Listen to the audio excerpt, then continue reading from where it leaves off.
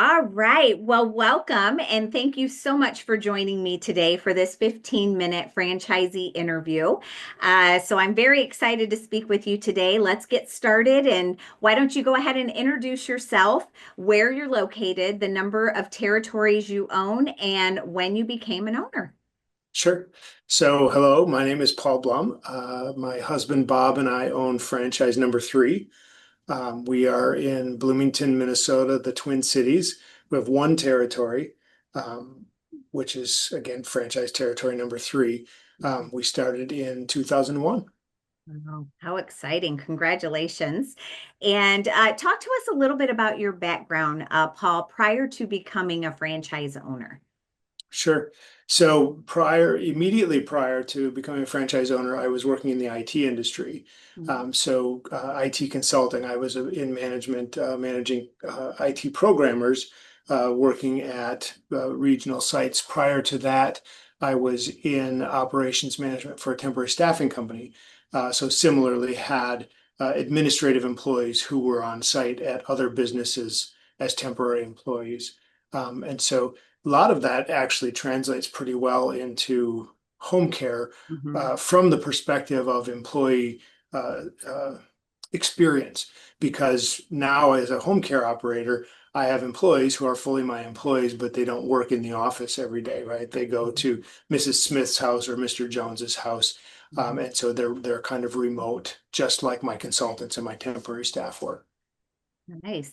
And so what landed you into right at home? Talk to us a little bit about that. Oh gosh. So it's a long story. No, but it goes back a ways. Back in the middle, early to middle 90s, my husband Bob and I moved to the Twin Cities, and we lived in a kind of an elderly neighborhood in St. Paul. And both Bob and I have a background, childhood backgrounds and adolescent backgrounds of doing things that impacted older adults. Hmm. I had a lawn mowing business and I mowed lawns for a lot of older adults in my community. Bob worked in the dietary at the nursing home.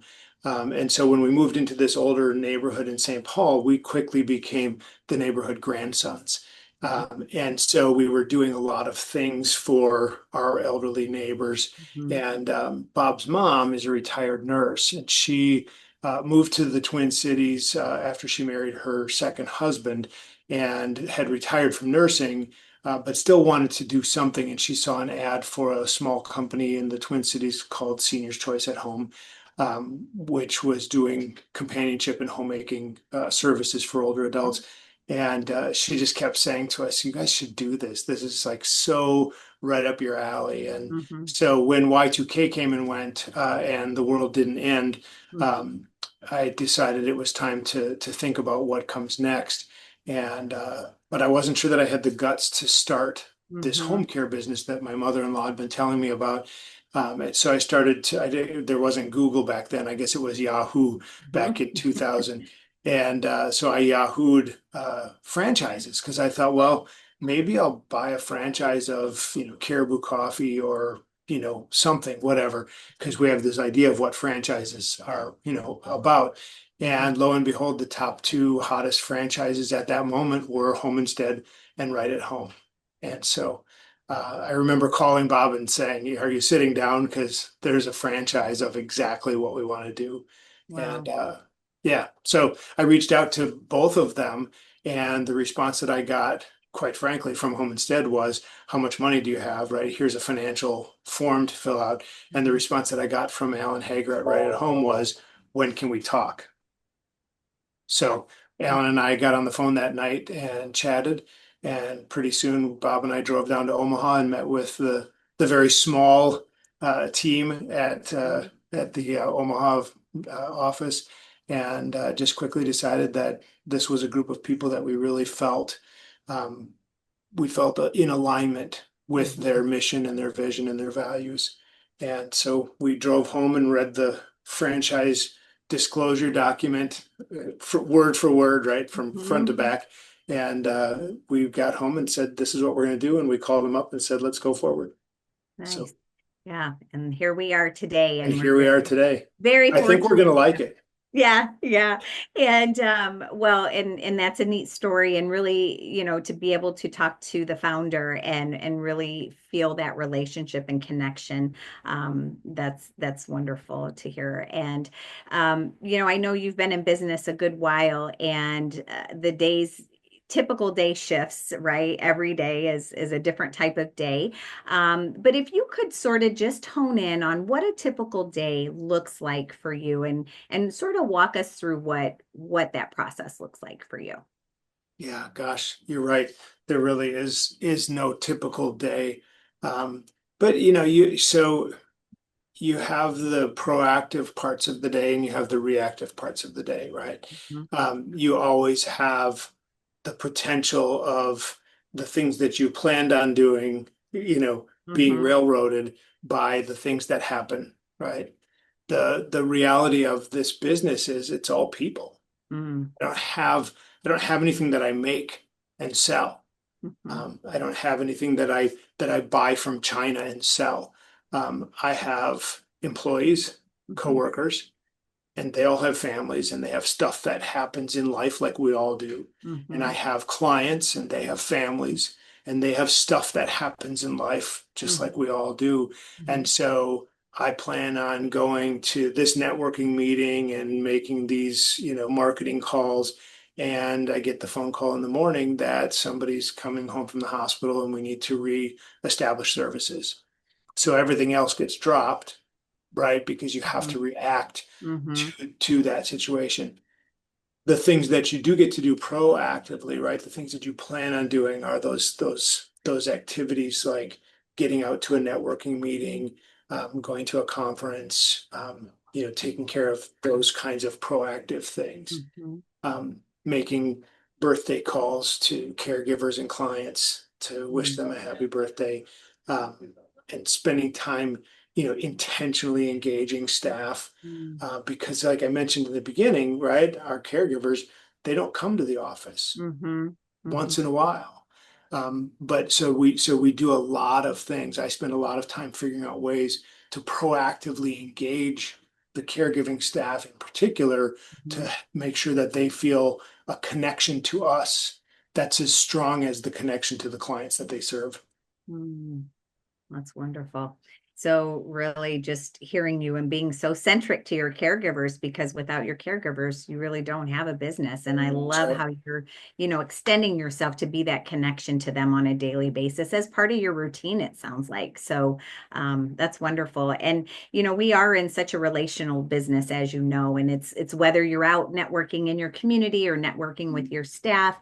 I'd love for you to just share a recent story that comes to mind of just something that made you feel good or just resonated with you as to why you continue to do this job. Gosh, we had a staff in-service training last Tuesday night. Mhm. We tried it. The pandemic ruined it for a while, of course, but we're trying to get back into the groove of having 3 or 4 in-person training sessions per year. Mhm. We have a partnership, loosely termed partnership, with a campus nearby that provides independent assisted memory care and skilled nursing care, and they allow us to use their chapel space for trainings for free. And it's not very far from our office. And anyway, so we do this, and it's all voluntary. Caregivers just sign up, but they don't get paid because it's just optional. Mhm. This last one was about Parkinson's, which is a deep passion of mine for over 20 years. And so we had, I don't know, 20 some caregivers that showed up, not paid, right? We provide some sandwiches and stuff.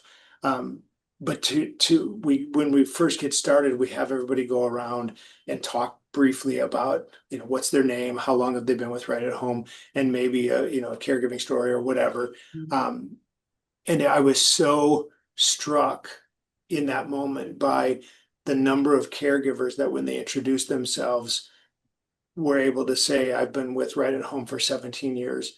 I've been with Right at Home for 12 years. I've been Right Mhm. at Home for 13 years. I've been with Right at Home, for 7 years.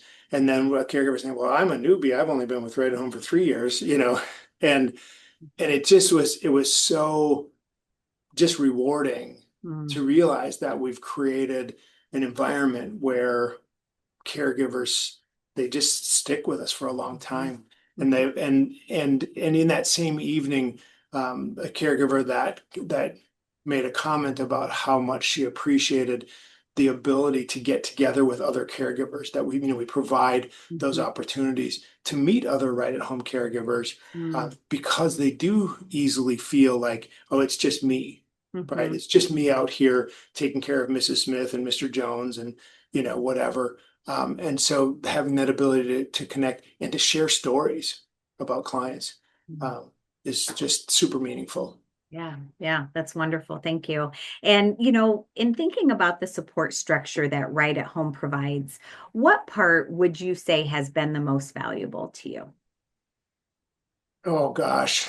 I think that the ability to just like the caregivers and their desire to meet other caregivers and Mm, network and tell stories and share stories and best practices, it's the ability to do that same thing with other home care business owners who hmm are not your competitor, hmm right? hmm And to be able to develop relationships that I know that I can pick up the phone anytime and call Bo Green and pick his brain about something because he's a fellow right at home franchisee in a different state.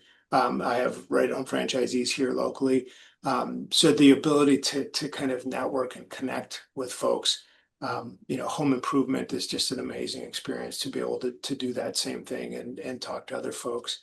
Um, mm, I think when I think about, I know I've been doing this for 24 years. I know all of the owners of all of the visiting angels and comfort keepers and homesteads and senior helpers and seniors helping seniors and all of the hmm players in the market here. And I would say definitely from my interactions with them, it's clear to me that the support that we receive from Right at Home is far superior than the hmm support that others are receiving from their franchise systems. Everything from the website to the caring newsletter, to marketing support, hmm to business support, is way, way ahead of what anybody else is getting from my experience of that. Okay. Well, thank you so much for those tips. And as we come to an end, as you know, candidates are going through the education process as we speak with Right at Home. And one of the pieces that we like to add to these interviews are really for you to share, if you would, one piece of advice that you would give a prospect who is currently looking at ownership with Right at Home. I would say a lot of things, but I would say remember that this is a business that's all about people, right? Mm, That's all you have is people. mhm, If you're not particularly a people person, this may not be the right business, right? The other thing I would say is if you decide to do this, there's a model and there's a system and you follow it, mhm, right? It's proven. mhm, There are over 500 territories, over, 250 individual franchise owners in the system that have proven that the model works. And so, follow the model. Don't, there's nothing worse than when somebody says, oh, well, I'm in Minneapolis. That'll never work in Minneapolis, right? mhm, It mhm, works. mhm. So follow the model. I love it. Okay.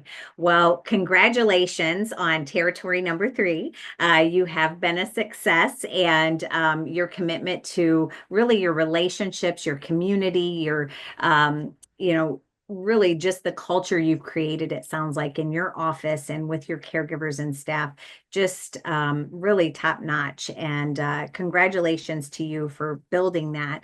And again, we're very, very happy to have you as part of the Right at Home family. So thank you for your time today. You're welcome. Thanks, Jenna. Okay, bye bye. Bye.